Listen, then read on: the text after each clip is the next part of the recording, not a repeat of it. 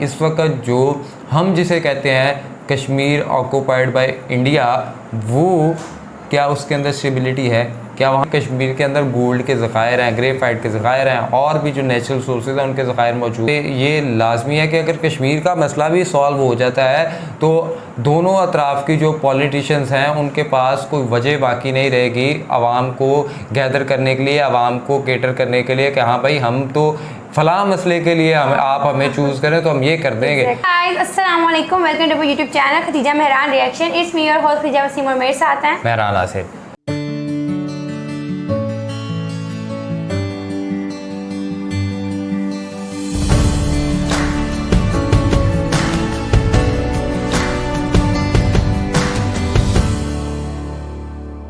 नाज़रीन, पाकिस्तान के हवाले से इंडिया की जानिब से खबर आ रही है कि 2024 के अंदर नरेंद्र मोदी जो हैं वो पाकिस्तान को तबाह कर देंगे। Narendra Modi will destroy Pakistan by 2024 और पाकिस्तान और इंडिया के दरमियान जो है वो पाकिस्तान ऑक्यूपाइड जो कश्मीर है और फिर जो इस वक्त कश्मीर का एक पाकिस्तान और इंडिया का कॉन्फ्लिक्ट चला है, इस हवाले से एक वीडियो का लिंक आपको डिस्क्रिप्शन में मिल जाएगा। लेकिन साथ साथ अगर आपने हमारा चैनल सब्सक्राइब नहीं किया, मस्ट सब्सक्राइब आवर चैनल और बेल आइकन को लाजमी प्रेस कीजिएगा। तो आइए देखते हैं कि किस तरह जो नरेंद्र मोदी हैं अगले 2 सालों के अंदर पाकिस्तान को तबाह कर सके।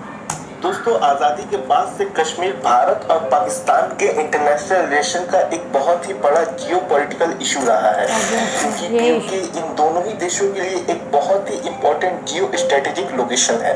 26 दिसंबर 1947 को कश्मीर के राजा महाराजा हरि सिंह ने इंस्ट्रूमेंट ऑफ एसेशन को साइन किया, जिसके बाद जम्मू एंड कश्मीर भारत का एक इंटीग्रल पार्ट बन गया। उसके बाद जम्मू एंड कश्मीर के कम्युनिकेशन, डिफेंस और एक्सटर्नल अफेयर्स भारत के पास आ गए।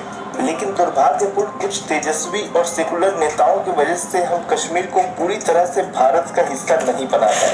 अभी के वर्तमान समय में कश्मीर का 78,104 किलोमीटर स्क्वायर का लैंड एरिया नापाक मुल्क पाकिस्तान के पास है, जो पूरे कश्मीर का 30% हिस्सा है, और 37,555 किलोमीटर स्क्वायर का लैंड एरिया पाकिस्तान ने 1963 के साइनो पाकिस्तान एग्रीमेंट के तहत चाइना को गिफ्ट कर दिया है, जो कि पूरे कश्मीर के लैंड एरिया का 10% है, और बाकी का 60% एरिया भारत के पास है। लेकिन दोस्तों, अब अपने पूर्वजों के पाप को धुलाने और पीओके को भारत का हिस्सा बनाने की तैयारी शुरू हो गई है। नमस्कार दोस्तों, और स्वागत है आप सभी का आपके अपनी यूट्यूब चैनल इलियोटी गाइस पर। दोस्तों, आप सभी को तो याद ही होगा कि 2019 के लोकसभा इलेक्शन के मैनिफेस्टो में बीजेपी ने देश की जनता से क्या वादा किया था। अगर आप लोगों को याद नहीं आ रहा है तो मैं याद दिला दूं कि बीजेपी ने 2024 के लोकसभा इलेक्शन के पहले पीओके को भारत का अभिन्न हिस्सा बनाने का वादा किया था। अब आप लोगों में से कुछ लोग होंगे जो सोच रहे होंगे कि कहाँ कुछ हो रहा है, केवल वादे ही तो किए गए थे। दोस्तों, अगर हम अपनी आंखों को थोड़ा सा खोलें तो हम देख पाएंगे कि पीओके को लेने का काम उतनी ही तेजी से हो रहा है जितनी तेजी से देश में कुछ विशेष समुदायों के ऊपर बुलडोजर चल रहे हैं। लेकिन दोस्तों, हमारे यहाँ के लोगों की एक बहुत ही बड़ी समस्या है, हम यहाँ रिजल्ट पहले देखते हैं और काम बाद में। आप लोगों को तो याद ही होगा कि 5 अगस्त 2019 को मोटा भाई ने कश्मीर का उसका मंगलसूत्र, माफ कीजिए उसका स्पेशल स्टेटस यानी कि आर्टिकल 370 छीन लिया था।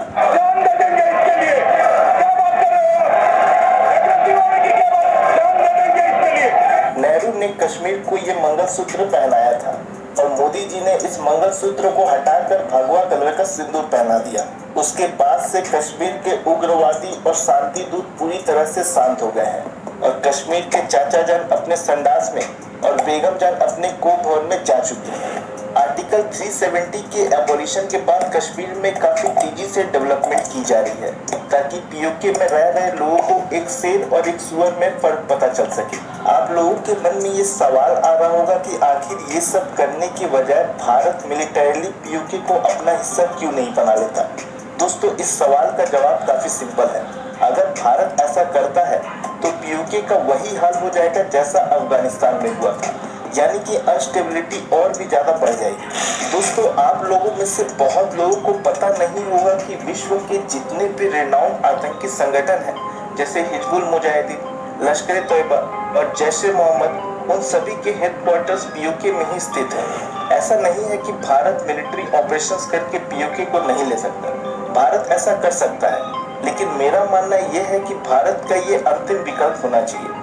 वैसे भी मुझे नहीं लगता कि भारत को इस विकल्प की कभी भी जरूरत पड़ेगी, क्योंकि जो मुल्क अपने आप को बर्बाद करने के लिए आत्मसक्षम हो, उसके लिए किसी भी प्रकार की गोला बारूद की जरूरत नहीं है। दोस्तों, मुझे तो डर है कि कहीं पाकिस्तान पीओके को बचाते बचाते रावलपिंडी ना खो दे। दोस्तों, आर्टिकल 370 के हटने के बाद जम्मू कश्मीर में काफी तेजी से एफडीआई यानी कि फॉरेन डायरेक्ट इन्वेस्टमेंट आ रही है, और सबसे ज्यादा एफडीआई यूएई से आ रही है। दोस्तों, अगर आप पिछले कुछ सालों से भारत के मिलिट्री प्रोक्योरमेंट को देखेंगे तो आपको लगेगा कि जरूरत पड़ने पर भारत कूटनीति का भी प्रयोग कर सकता है, क्योंकि पाकिस्तान जैसे भूत केवल लात की ही भाषा समझते हैं। और दोस्तों, हम सभी ये बात जानते हैं कि अगर बीजेपी ने कुछ वादा किया है तो कुछ न कुछ तो होगा, क्योंकि ये कोई स्टूडियो में बनाई गई सेकुलरवादी सरकार नहीं है जिसका रिमोट कंट्रोल किसी विदेशी महिला के पास हो। मैं ऐसा इसलिए कह रहा हूँ क्योंकि 2016 और 2019 में बीजेपी ने इसका ट्रेलर दिखाया है, और अगर भगवान की कृपा रही तो बहुत ही जल्द फिल्म भी देखने को मिलेगा। चलिए दोस्तों, अब समझते हैं कि आखिर पीओके के आने के बाद भारत को क्या मिलेगा। पीओके भारत के लिए जियो स्ट्रेटेजिकली बहुत ही ज्यादा इम्पोर्टेंट है, क्योंकि पीओके वेस्ट में पाकिस्तान के साथ, नॉर्थ वेस्ट में वखान कॉरिडोर और अफगानिस्तान के साथ, नॉर्थ में चाइना के साथ और ईस्ट में इंडिया के साथ बॉर्डर शेयर करता है। इन सब के अलावा POK gateway to Central Asia है। पीओके के मुजफ्फराबाद में कोल, गोल्ड, ग्राफाइट, चौक और बॉक्साइट के नेचुरल रिसोर्सेज हैं। और आप सभी को तो पता ही होगा कि चाइना का सीपीईसी यानी चाइना पाकिस्तान इकोनॉमिक कॉरिडोर भी पीओके से ही होकर गुजरता है, जो भारत की संप्रभुता को हर्ट करता है। इसलिए भारत को जितना जल्दी हो सके पीओके को वापस लेना चाहिए, ताकि हमारा भारत पूरी तरह से एक अखंड भारत बन पाए। तो दोस्तों, आज की इस वीडियो में बस इतना ही। अगर आपको वीडियो पसंद आया तो इसे लाइक जरूर करें, और अगर चैनल पर नए हैं तो इसे सब्सक्राइब करना ना भूलें। अलविदा, जय हिंद, जय भारत। क्या कहती हैं दीजा आप इस हवाले से? मैं तो ये कहती हूँ कि मेहरान देखो, टाइम टू टाइम मतलब तबाह कर देना ऐसे ही नहीं कोई चीज़ होती है, एक बहुत लंबी दौड़ होती है किसी को तबाह करने में। और जहाँ तक बात रही कश्मीर की, आई थिंक कश्मीर एक ऐसा इशू है जो पाकिस्तान और इंडिया में कभी भी सॉल्व नहीं हो सकता। पाकिस्तान ख़त्म हो जाए, इंडिया ख़त्म हो जाए, ये इशू ख़त्म नहीं हो सकता, क्योंकि ये किसी ने ऐसा बीच में रखा हुआ है जो सारी ज़िंदगी इनके साथ लड़ाई जंग चलती ही रहेगी। ना वो लोग कभी बात सुनेंगे। मेहरान बिल्कुल ठीक कहता है कि टेबल पे बैठ के बात होगी, जो कोई कभी करेगा नहीं, और करेंगे तो ना वो उनकी शराइत मानेंगे ना वो उनकी शराइत मानेंगे, ना उसको कोई सेपरेट होमलैंड के तौर पर दिया जाएगा। भाई बात यह है कि अभी पिछले दिनों जिस तरह ये मुख्तलिफ कश्मीर के ऊपर क्या कश्मीर का हक दिलवाना ये है कि जो कश्मीर के हक के लिए बोलते हैं आप उनका गला दबा दो। हुर्रियत रहनुमा जिनको कश्मीरी अपना लीडर मानते हैं, और कश्मीर में जो ज़्यादातर तादाद है वो मुसलमानों की है, और मुसलमानों के वो जो लीडर हैं यासीन मलिक हो गए, इससे पहले फरहान मुजफ्फर वानी था, फिर इसके अलावा और भी है सैयद अली गिलानी थे। तो इन सब के ऊपर जुल्म करके अभी यासीन मलिक को जो है वो उम्र कैद सजा दी गई है। इसके अलावा बुरहान मुजफ्फर वानी को आपने शहीद कर दिया था, और ये आपकी फोन से हो रहा है। और इससे पहले जिस तरह बुरहान मुजफ्फर वानी को शहीद कर दिया, हुर्रियत रहनुमा सैयद अली गिलानी को जो है वो सज़ाए मौत सुना दी गई है। सज़ाए मौत तो नहीं, लेकिन सज़ाए मौत ही है, सारी उम्र के लिए कैद कर छोड़ना, और ऐसे लीडर को जो कश्मीरियों की आवाज़ था, तो ये कश्मीर के हक़ के लिए बात नहीं है। और दूसरा, मैं आपको एक चीज़ ये बात बार बताना चाहता हूँ कि यहाँ पे ये लाजमी है कि अगर कश्मीर का मसला भी सॉल्व हो जाता है तो दोनों अतराफ़ की जो पॉलिटिशियंस हैं उनके पास कोई वजह बाकी नहीं रहेगी आवाम को गैदर करने के लिए, आवाम को केटर करने के लिए कि हाँ भाई हम तो फ़लाँ मसले के लिए आप हमें चूज़ करें तो हम ये कर देंगे, फ़लाँ मसले के लिए आप हमें चूज़ करें तो ये कर देंगे। और ये कश्मीर एक ऐसा है, और जिस तरह आप पढ़ाया लिखाया और सारा कुछ करते करते किताबों में ये कि कश्मीर हमारा है और वहाँ पे, लेकिन कश्मीर का किसी ने नहीं सोचा कि कश्मीर के ऊपर इस वक्त क्या हो रहा है। कश्मीर में कितने लाख लोग जो हैं वो अभी भी मिसिंग हैं, शहीद हो गए हैं, पता नहीं ज़ख्मी हो गए, बहुत से लोगों के साथ बहुत से जुल्म सितम हो रहा है, कर्फ्यू लग जाता है, कभी कुछ हो जाता है। तो क्या ये कश्मीर के लिए अच्छा सोचा जा रहा है? और जहां आप एक ये बात करते हैं कि अफ़गानिस्तान वाला हिसाब हो जाएगा कि कश्मीर के अंदर इंस्टेबिलिटी पैदा हो जाएगी, क्या इस वक्त जो हम जिसे कहते हैं कश्मीर ऑक्यूपाइड बाय इंडिया, वो क्या उसके अंदर स्टेबिलिटी है?